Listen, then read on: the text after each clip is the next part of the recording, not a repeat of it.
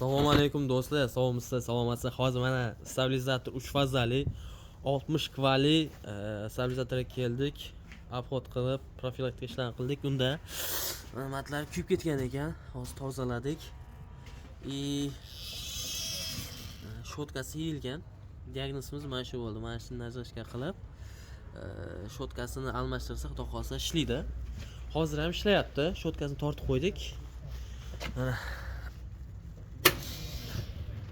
Bo'ldi. Ishlab boshladi. Hech qanaqa avariya chiqqani yo'q. Yana bir marta tekshiramiz.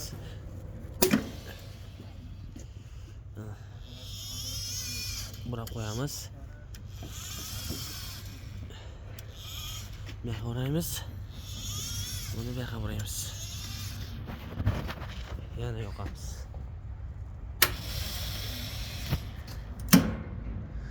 Mana напряженияni joyida ushladi. Bizdan puskatelimiz qo'shildi.